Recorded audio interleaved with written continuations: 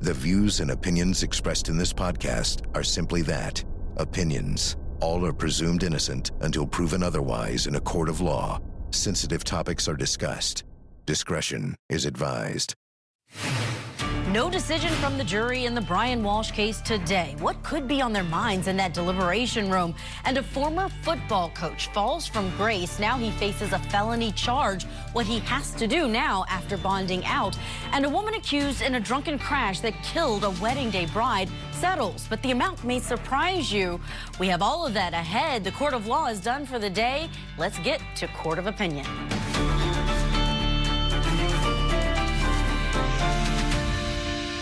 Welcome to Court of Opinion. I'm Jenaé. Thank you for joining us this hour that serves as a space to air out all of the opinions and viewpoints on the cases that we're tracking across the country.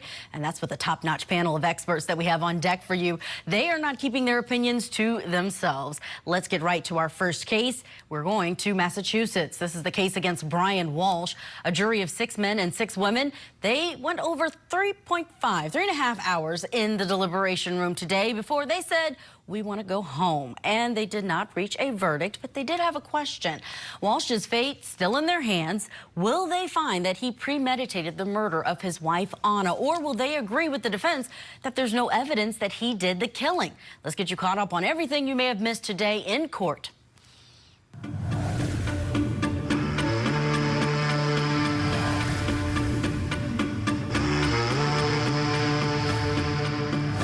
What could happen to a loving father and a loving husband? There is no proof that Brian Walsh knew anything about an affair and motive. There's no evidence. There's evidence that he lied to the police. There's evidence that he searched the internet. There's evidence that he disposed of her body. But there is no proof in all of the evidence that you have heard, Vickerson, that he ever once thought about harming The woman he loved. 1,034 pages of digital data, 3,667 records taken from his MacBook. Not one record, not one page refers to any plan. Not one record, not one page refers to any intent to kill. Nothing.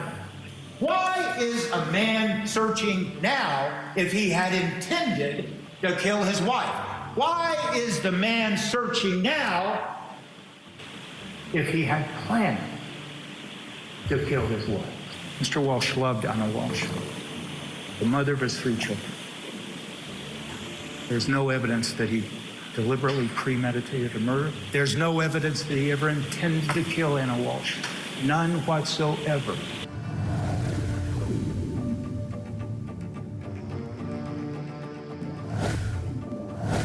Anna Walsh is dead. Anna Walsh is dead because he murdered her. And he intended her death.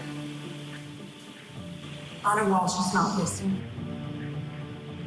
She never walked out of her Cohasset home on January 1st of 2023 between 6 and 7 a.m. to take an Uber to Logan Airport. She wasn't going to D.C. for a work emergency. There was no emergency. This defendant caused Anna's death. And the evidence does show you that.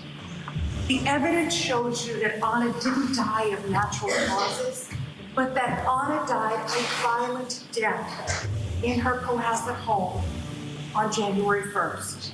And there are 2 bloody white towels.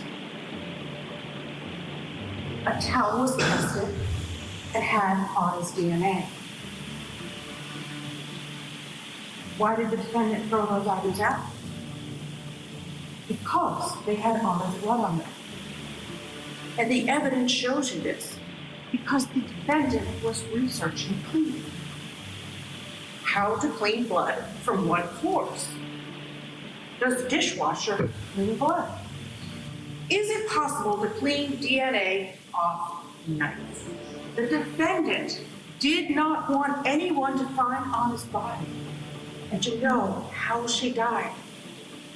So the defendant bought cutting tools at Lowe's and Home Depot, and he cut up Anna's body. The defendant pretended.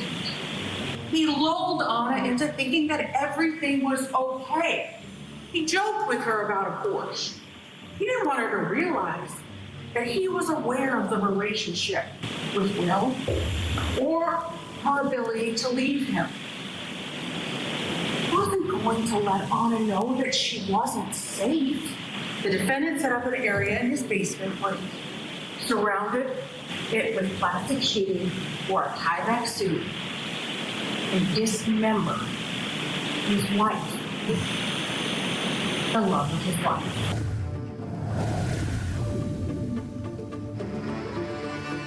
The jury in this case returns for more deliberations on Monday morning. We will be there. The jurors, they are not sequestered in this case. Let's get right to our breakdown with our guest panel. Our power panel tonight, we have in studio with us criminal defense attorney and law professor Meg Strickler and magistrate court judge, criminal defense attorney and former prosecutor Kimberly Bando. And joining us remotely, we have former federal prosecutor and president of the West Coast Trial Lawyers, Nima Rahmani, with us. Great to have you all. I'm going to start here in the studio. Judge Kimberly Bando, tell me what's your opinion on the defense's case, because Larry Tipton gave a, you said, passionate argument. I was particularly impressed that he knew the number of pages that he received in discovery, because he was like 13,000, there was nothing in there. And I was like, oh, wow, like, that's amazing. It still doesn't help his case. But yeah, I don't know how you're going to get past the, the Google search. He was hilarious as far as I'm concerned. I mean, he's doing the best he can, but he could have used a little bit more of the parameters of the intent, but he's just trying to go through each piece of evidence that came out and be like, that's not my guy, that's not my guy. And he sounds stupid about just 3,000 things about intent, because we've all watched some true crime shows at this point. You can form intent in 2 seconds.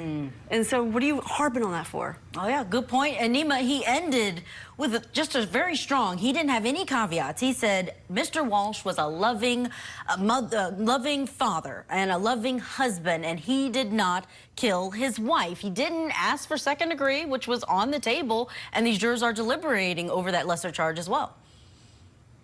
Julie, I'm laughing because there's no defense in this case. That's why the defense didn't put on a single witness. I mean, this is one of the most open and shut cases that I've covered in my past 25 years. And the only shocking thing is the jury has to come back on Monday, and they didn't return a guilty verdict today. What more do you want? You have them admitting to dismembering and disposing of her body. You have the internet searches. Look, I understand, I respect defense lawyers. They have to do their thing. But this is really outrageous. The fact that he is actually pushing his case all the way to trial. I expect a guilty verdict first thing Monday morning, and Brian Walsh to spend the rest of his life in Massachusetts State Prison. Yeah, 3.5 hours of deliberation. Did that surprise you, Yes, Judge Kimberly? Absolutely. I thought they'd be done and be finished with this case by the close of business. I was like, what are you talking about? Maybe they just don't want to go to work on Monday. Well, they did have a question, right? They had one question about the evidence. They don't put it on the record there in Dedham, Massachusetts, but we do know that it had to do with the different evidence exhibits that they wanted more information on. The blood clots found in the basement, this rug, a photo of Anna Walsh on a rug that the defense said, hey, that's not even the same rug that was found in the dumpster. What are you thinking if you're a prosecutor and you know, okay, they didn't come back today? Are you getting a little worried? Not even remotely, but I do think the jury is simply taking their job seriously. So they're going to go through each piece of evidence and go through the entire thing, because that is their job. And that's the only reason it's been more than 3 hours. And it will come back on Monday. Or, I mean, if they want to go and be OCD through everything, it might last till Tuesday. But I'm not stressing if I'm the prosecutor. No. OCD, no. You think they're just being very over meticulous? They take their job very seriously. All jurors do. I mean, and they understand what their purpose is. And I've tried a lot of cases, and I've always been impressed with jurors. And Nima, it was interesting to me how the defense started their closing argument, really emphasizing over and over, he was a loving husband, he was a loving father. And I'm wondering if this posture by the defense to just say outright he did the dismembering and not the killing, is this Brian Walsh focused, or is this strategy from the attorney? Does he not want his children to hear that he was anything less than a loving father and a loving husband? I don't buy that for a second. Again, defense lawyers are going to do their job, but this guy is a convicted felon, obviously different type of case, fraud case. He's a liar. He lied to law enforcement about where his wife was, and no person dismembers a body. It is not easy, Julie. You got to take, I mean, we still, the saw, the axe, I mean, you got to cut through bone, okay? That is not a loving father. That is a murderer. He killed the mother of his 3 children, probably for the life insurance. So I don't buy it for a second. Now, it may be a client issue. Obviously, we had a competency hearing before this whole thing started. So sometimes in states like Massachusetts or California, where I am, there's no death penalty. So when the prosecutors don't offer any type of deal, you can't give a discount on a case like this. There's no motivation for a defendant like this to take a life deal. So they just end up rolling the dice and put on this ridiculous defense, and they push the case all the way to trial because they have nothing to lose. The result's going to be the same either way. Okay, Nima says life insurance may have been the motive. What do you all think of that? I mean, she was missing. Alcohol. It was New Year's Eve. Remember, you can be happy and have a nice dinner like the one witness testified to, but the more and more you drink, and you're already really screwed. You're on house arrest. I mean, your life is not doing well. All right, you are no family man. Come on. And so then you get drunk. What happens next? You get angry. And is that first degree in your opinion? Yes, you can inform intent because you're trashed, you're pissed, you hate life, and you hate your wife, and you can't believe that she's cheating on him, excuse me. Yeah. Judge Kimberly Bando? I'm just thinking the $2.7 million insurance policy, and you just got convicted for fraud, you have money issues, you're lying about artwork. This is right up his alley. Well, where was he going to get it if she's missing? You know, it's not that she's killed out in the forest and they find the body. Is there something missing if that is, in fact, the motive? I just think money is the motive with this guy. Maybe, you know, he just kind of did it prematurely because he was drunk. His dad cut him out of the will, and that's why he's stealing and making up Andy Warhol paintings. Like, he is definitely weird and cuckoo and immoral and a criminal. Come on. We've been talking about him being a loving father. I want to play something in court that was played as evidence, and this has to do with those searches, including the ones on the phone of his young son. How do you explain at about 4:54 in the morning, the iPad that he is querying the endless ways to dispose of the body? Thomas is in his room with the iPad. Thomas is usually, I mean, I don't use that iPad. There is dozens of searches in that iPad on the morning of the 1st that ask how to dispose of the human body, how to get blood out of hardwood floors, how to dispose of a body in the trash, how to stop a body from decomposing, and how do you explain that? I have no idea. Nima throwing his own son at some points under the bus when the investigation went further, acting like perhaps his son, all his children under the age of 7, might have made these Google searches. Yeah, there's a special place in hell for people like Brian Walsh, right? To blame his kids, his young kids, for these incriminating and disturbing internet searches. Are you kidding me, man? I would be really upset if I were one of those 12 men and women who are deciding his fate. I mean, what kind of person are you? I mean, really a monster, you know? And look at that smug look on his face. I don't know. Look, obviously, I'm a legal analyst, I'm a lawyer, I'm not a mental health expert or a psychologist, but there's got to be a chapter in that DSM book for someone like Brian Walsh. Man, he's a terrible person. I just want to punch him in his face. Oh, we didn't get to hear anything from him on the stand. Do you think jurors really wanted to hear his side of this? What do you say? I'm sorry, but how? I mean, you couldn't have him come on the stand. Just look at him. But then also everything we've already heard and everything about the case, the shopping trips he took, the searches. I mean, everything about him. What would you do on your direct examination? I got nothing. He would get annihilated. On cross. Because there's no reasonable explanation for any of those Google searches. There's nothing that would make sense. So his best bet was just to shut up. So we're all thinking that on Monday we should be getting a verdict. Yes. Yes. Are you concerned that the jury is not sequestered at all? Oh, they're Googling right now. The judge admonishes all juries to not do anything. Don't go on the internet. Don't search on this case. I know they take their job very seriously, but how hard is it not to be on your phone? And stuff comes to you. Does that make sense? Like, news comes to you, and so they're going to be like, oops, I'm going to click on that. Well, if they're watching us on Court TV, absolutely, if you're a juror, turn it off right now. The only people who should not be watching us go through these. Our power panelists sticking around. Again, those jurors get back on Monday with more deliberations. When we come back, we are going to take you to Ohio. There's a new trial that we're covering there, a mysterious case of a woman found dead in her car at the bottom of a pond. It's an investigation that went cold for 24 years until a witness came forward saying they had to get something off of their chest. We'll get into this trial and the best evidence presented so far next. The Court TV podcast will return.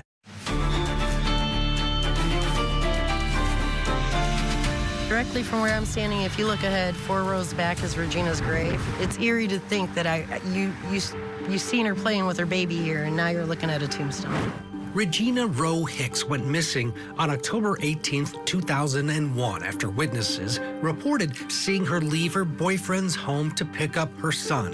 Officials say she never arrived at her destination and was instead found dead in the passenger seat of her car when police searched a nearby pond. With no strong leads, the case would go cold for 24 years. It was hard on everybody, but it really hurt my mom, like, real bad, because she couldn't get justice. Hicks' mother spent the last 5 years of her life keeping Regina's case alive. And in November of 2024, state investigators were brought in to search the land where Regina's home once stood. I told him, yeah, if you can find anything to give closure to this, it's worth it. The Ohio Attorney General's office says a fresh look at the investigation led to the victim's estranged husband. In April of 2025, Paul Hicks was arrested in the cold case. Hicks is charged with 3 counts of murder and 1 count of kidnapping. He's pled not guilty. Prosecutors said in court documents that they intend to present evidence of a strained relationship as an alleged motive, including evidence that Regina intended to end the marriage and allegations that Paul threatened to kill her. Paul's lawyers declined to comment on the allegations. If convicted, Hicks could spend the rest of his life in prison. Cold cases create a significant challenge for everybody involved. You have the investigators who are trying to preserve evidence for all those years, witnesses who are trying to remember the details, and then the victims' families who are just waiting for justice. And in this case, the drowned wife murder trial of Paul Hicks, it's been over 2 decades. But now a jury is finally hearing a case over what happened to Regina Hicks. And the trial is in day 3, and again, this is happening in Ohio. Here's what our court of opinion team chose as the best physical evidence that's been presented in court so far. Here it is. The jury saw photos of the car pulled from the pond where Regina's body was discovered, and she was located, get this, in the passenger seat. The pond was 12 feet deep. She was found several days after being reported missing, all this back in October of 2001. And now prosecutors accuse her husband, Paul Hicks, of knocking her unconscious before leaving her body in her 1992 Camaro and driving that car into the pond.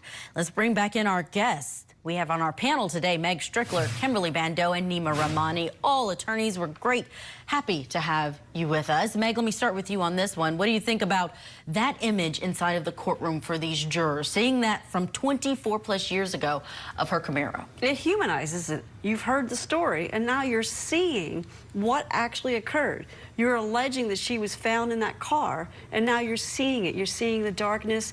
You're seeing the car emerged in mud. I mean, that's very compelling. Yeah, Nima, what do you think about this case in general? Because this is one where it's been so many years. Jurors have got to be asking, why did it take so long? But the real thing that blew this case wide open is a witness who was on dialysis, having health issues, and decided he's going to come forward and say, I actually saw the victim unconscious in that car, and he points the finger at her husband.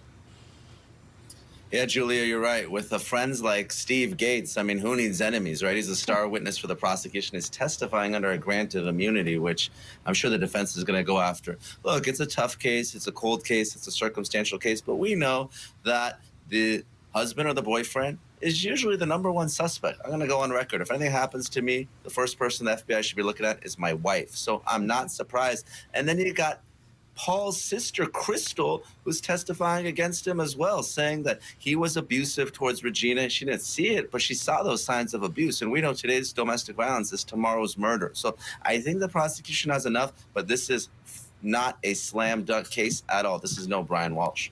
Judge Bando, what do you think about this case's ability to be successful? I know you were concerned that it had been this long. What's changed?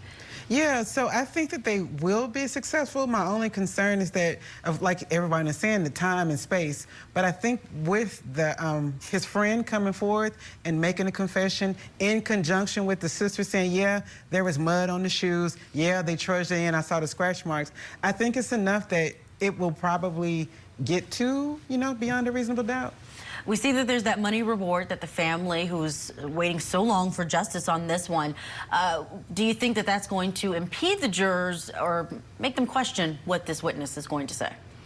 These awards aren't that much money normally, so I don't think it's going to necessarily make them be influenced by it. A lot of cases have rewards that, missing or give us some information, and so it's usually not, I don't think it's going to move the needle at all. All right, we're going to get to another one that got an honorable mention from our team in terms of evidence. This one shown in court by a friend, a best friend of the victim. Her name is Jamie, and she has this note that she wrote down when investigators were talking to her 3 years after the death of her friend. And she basically said, this is what I know firsthand about comments he made about his wife over various altercations. Most of the things on this list I can't even say out loud, but here are the ones that I can.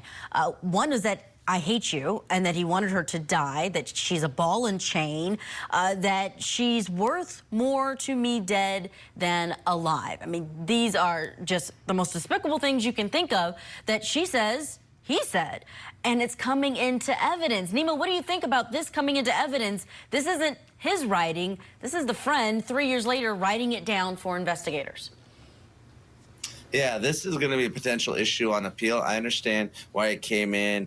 It's non-testimonial. Obviously, the victim is dead, so you can't take advantage of someone's death to keep evidence out. But believe me, this is a big evidentiary deal in the case. If I'm the defense, and I don't do any defense work, I would say this is way prejudicial, and any probative value is outweighed. Obviously, if I'm the prosecutor, I absolutely love this. This dirties up the defendant. No one is going to like him. And at a minimum, it shows the verbally abusive relationship. And of course, with the sister's testimony, you get to the physical abuse and you start connecting those dots. That's what you need in a circumstantial case to prove murder. Meg, what's your opinion? I teach evidence, and I was going to say the exact same thing. That it's too prejudicial? No, that'll come out on appeal. That it's, yes, it's too prejudicial, but it came in. But I think it could be an issue that when they go to appeal, if it's, the jury comes back with guilty, that will be something that's going to be argued about and potentially move the needle to where it'll be overturned, have to do a motion for new trial. Who's to say? But that's the kind of thing that happens in all of our trials. And I like how we're talking about the best evidence. It doesn't say a very strong case if that's one of your pieces of best evidence. No, it's like double hearsay, hearsay within hearsay. This is going to come on appeal. There's no way.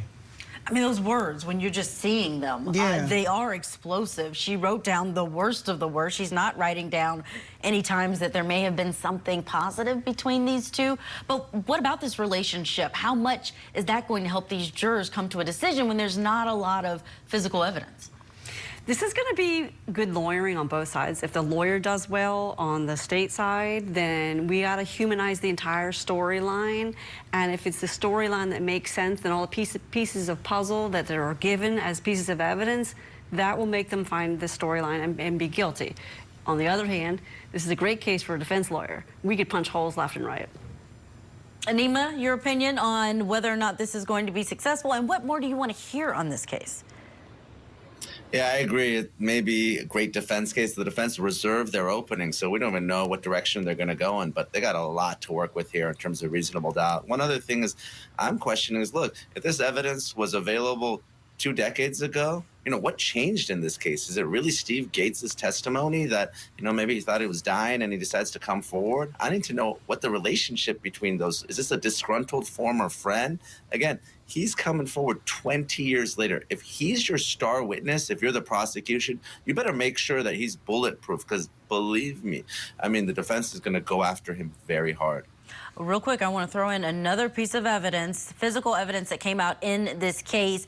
This is a statement handwritten by the defendant back on October 8th of 2001. This is about 2 weeks before Regina went missing. And he called 911 about his wife, said there was an altercation. He said she, quote, went crazy and attacked him after a female friend called his cell phone and said that she scratched his neck and chest and then punched his head while holding keys and cutting his head. So could that explain the scratches? I don't know who this is the best evidence for, but it is some pretty compelling evidence. Judge Bando, who do you think that helps? Him, definitely, because his sister said she saw scratches. So he could link the scratches to that 2-week incident that he's alleging happened, supposedly. I'll spin it the other way. It's not good, but this is one piece of evidence that does put us back into that era. It is cemented into October of 2001. And there's very few things of data that we have from that era, which is really hard in this case. Yeah, that is such a good point. Thank you to our panel for breaking all of that down. We have to get to a break. When we come back, we're going to go beyond the gavel, breaking down the biggest true crime cases. And we have some shocking new details about that fired Michigan football coach who is now facing criminal charges. Within minutes, everyone I knew was talking about it. The reason why he was fired was what I was pretty surprised by. When we come back, the latest on Sharon Moore's arrest next. Now, back to the Court TV podcast. Welcome back. We are taking you beyond the gavel now. Those cases that haven't played out in a court of law with a trial yet, but the investigations have everyone talking while the process plays out. And this one has a lot of people talking. It's unavoidable headlines today. We now know more about the fired football coach, Sharon Moore. He was a former University of Michigan football coach who was arrested earlier this week, and just hours after being fired. He's now charged with 3 different crimes, 2 misdemeanors and a felony, including home invasion and stalking. Prosecutors say Moore threatened to kill himself in front of a woman with whom he had been having an affair after she broke off the relationship and reported it to the university officials. Police say that he entered the victim's home unlawfully. Now, he was released today on a $25,000 bond, and he came with conditions, including mental health counseling and treatment and a GPS monitor. Let's bring back in our guest panel, Meg Strickler, Kimberly Bando, and Nima Rahmani, who are going to help us break this one down. But before we do that, I do want to listen to the prosecutor talking today inside of that courtroom about the defendant at the arraignment. Defendant was at some point on Wednesday afternoon fired from his employment. He then, at some point soon thereafter, came to her apartment in the address that is alleged in the complaint, barged his way into that apartment, immediately then proceeded to a kitchen drawer, grabbed several butter knives and a pair of kitchen scissors, and began to threaten his own life. I'm going to kill myself. I'm going to make you watch. My blood is on your hands. You ruined my life. And so, Your Honor, while I understand that there isn't evidence to suggest that he directly threatened the victim with any of those implements that I've indicated, the totality of the behavior is highly threatening and highly intimidating. She was terrorized, Your Honor. Nima Rahmani out in California, what's your opinion on what's happening here? Julia, this is going to go down as one of the biggest scandals in college football history. Now, people have cheated on their wife before, and in case of Coach Moore, he actually cheated during football games. He was involved in the sign-stealing scandal. And I'm not just saying this because my dad went to Ohio State, but this is someone who is in a world of trouble. He was fired by the university for cause, which means he's not going to get the more than $10 million buyout he would otherwise get. And importantly, the victim before she called 911, she called her lawyer. So expect a civil lawsuit as well, a tremendous fall from grace. One of the preeminent coaches in this country. I mean, I cannot believe it. I don't know if it's a mental health issue, but apparently this affair was going on for years. And I don't care if you're working at West Coast Trailers or Court TV or wherever you're watching. The number one rule is don't have sex with the interns. And he broke it. Judge Kimberly Bando, what's your opinion on this case? The same thing. You don't sleep with your coworkers. This is what happens. There are a million women in the world. Don't choose the one to work with you, and especially the one that's subordinate to you. This is what happens. It's bound to happen. It's repeat. It happens all the time, and I just cannot believe that he threw it all away for a lack of discipline. I have compassion. I have compassion. I guess because I've had a few clients in this storyline, former football players themselves. That's what he is. CTE. He's behaving in a way that CTE makes you behave. Okay? And so he should go get some brain scans and get some mental health. And I bet you there were some concussions in this man's past. So I have some compassion. Am I saying that's okay how he treated the woman and how he was sleeping with the intern? No. I'm saying I have compassion for a sport that is creating these mental health problems. Okay, you're talking about mental health, so let's take a listen to his attorney outside of this arraignment talking about what the court ordered as a condition for this bond.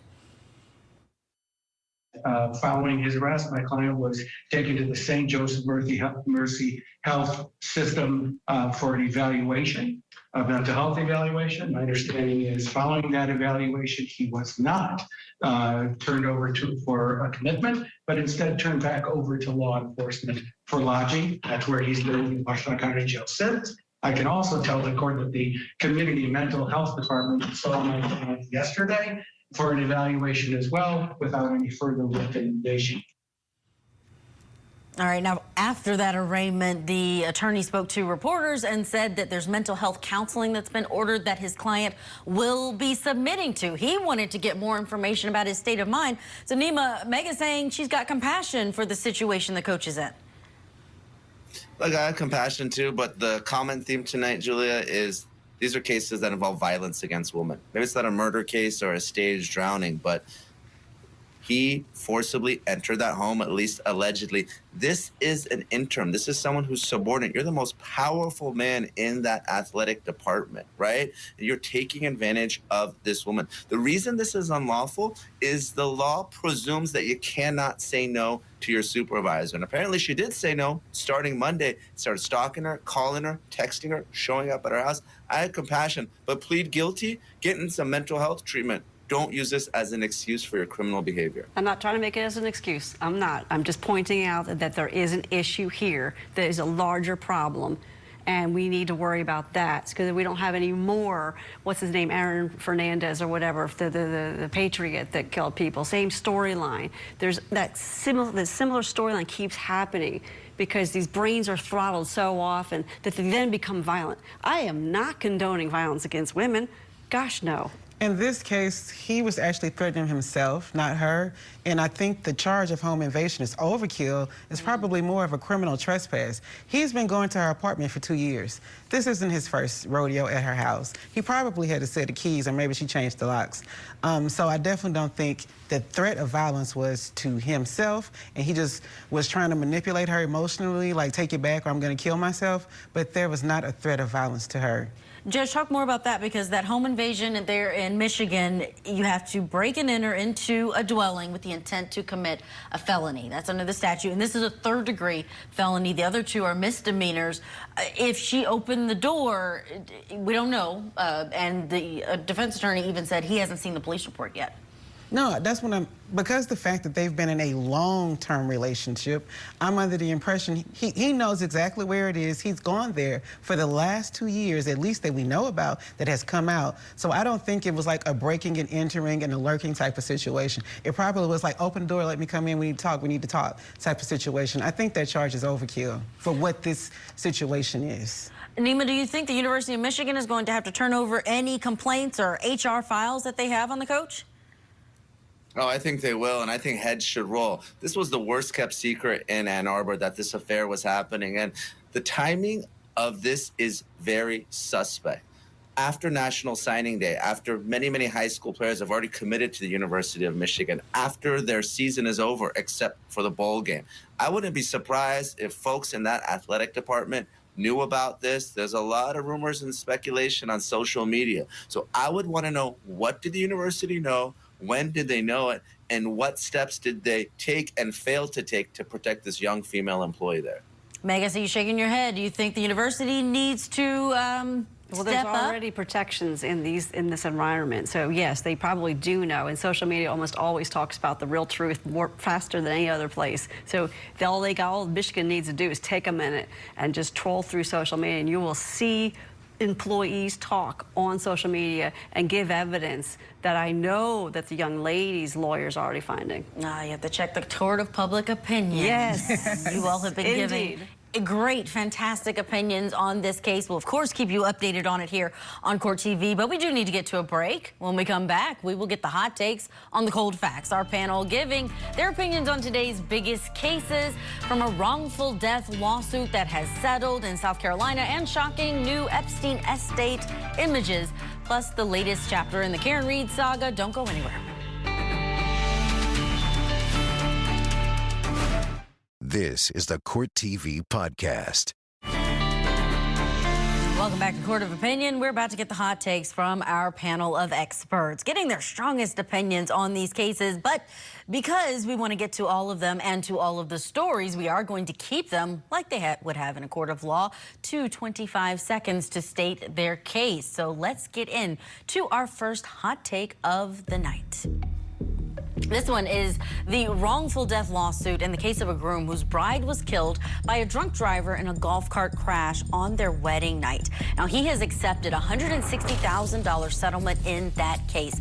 The driver, Jamie Lee Komorowski, she was more than 3 times over the legal alcohol limit and speeding at 65 miles per hour. She is now serving a 25-year prison sentence for that deadly crash that also seriously injured the groom. He suffered broken bones and a lot of other injuries, including a head injury. So what he got was his portion of that $250,000 and $500,000 life insurance policy. Let's bring back in our guest panel, see what they think. We have Meg Strickler, Kimberly Bando, and Nima Rahmani. Judge Bando, I'm going to start with you. 25 seconds on the clock, just to give me your take on a $160,000 settlement for this groom. I think it's unfortunate. It doesn't measure or even come close to the value of what was lost and what the damage was done.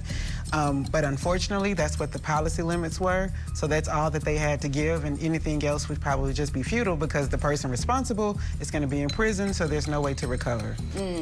All right, and you had 7 seconds left. So we're going to run out that clock and put a new one up for Meg. Meg, what's your take on this one? She had people outraged over what happened, not just by what happened inside of, happened that day, but how she acted behind bars. Yeah, she was young, naive. The policy limits is why we will only have $160,000. And don't forget, there were 4, if I remember correctly, people on this golf cart. And she was going 65. At least that's what they think it was. This is just absolutely awful. Now, what's really, really, really heartening in this case is the GoFundMe.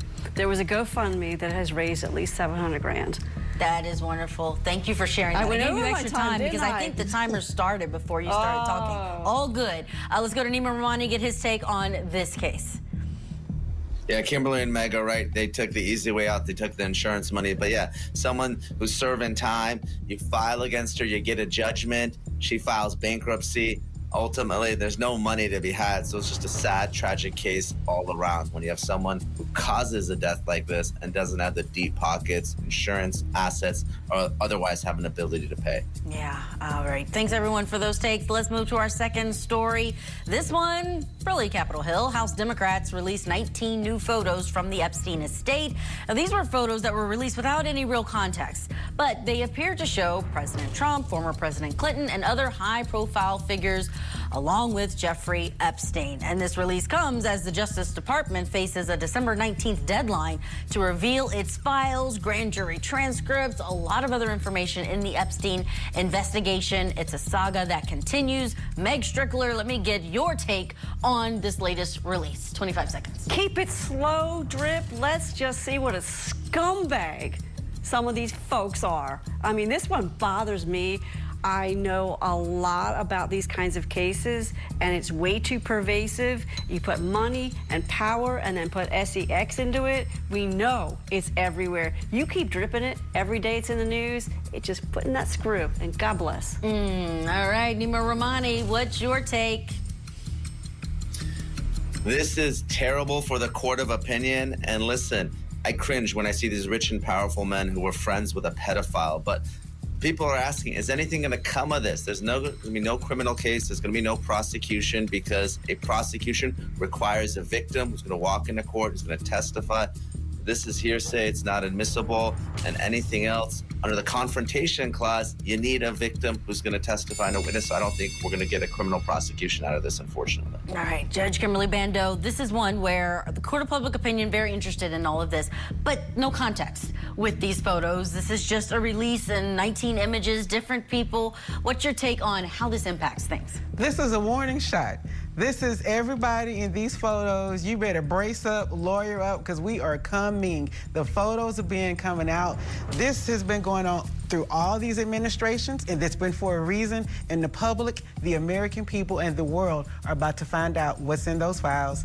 And I'm loving it because I know it's a warning shot of what's to come. All right, we have to leave it there, step aside, and go to hot take number 3. This is a headline out of Dedham, Massachusetts. Karen Reed's infamous Lexus SUV, the prosecutor said she used to hit and kill John O'Keefe, will be auctioned off. She was, of course, acquitted on all charges there. This image is from the Patriot Ledger. A Massachusetts auto body shop repaired Reed's SUV pro bono, and funds will go towards her defense fund for her civil trial. And although she was acquitted on second-degree murder, she still faces a civil lawsuit from the O'Keefe family. They're suing investigators and witnesses, and she says that they helped to frame her. Nima Rahmani, 25 seconds.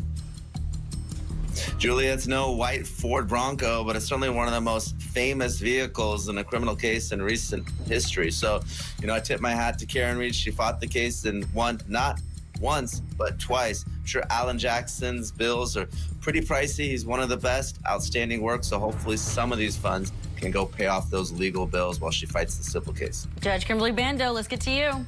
It just seemed like kind of couth and weird that like this car that's been at the center of the controversy is not going to be put up for auction for people who like weird stuff, like buying an O.J. Simpson's glove, you know, things like that. It's just, I don't know, it was weird to me. But, you know, hey, she needs the money to pay her lawyer back, so I'm all for that. Meg Strickler, final word on Karen Reed's SUV. We do like to be paid. So if that's why she's selling her SUV, I do think it'll go for a little bit more than what it's normally going to go for because of its infamy. And you know what? If that's what happens, and we'll see who buys it and what they do with it. Yeah. That will be very interesting to see. We probably will get that headline. Our thanks to our panel for being here and giving us all of your hot takes. Meg Strickler, Judge Kimberly Bando, and Nima Rahmani out in California. Thank you for connecting with us this hour. I'm Julia Jenaé for Court of Opinion, reminding you we all have opinions, but they should be rooted in the facts, and we should be striving to respect the other's opinion, even when we don't agree. This podcast is a production of Court TV. Go to CourtTV.com for more content, trials on demand, and to find out how to watch Court TV in your area.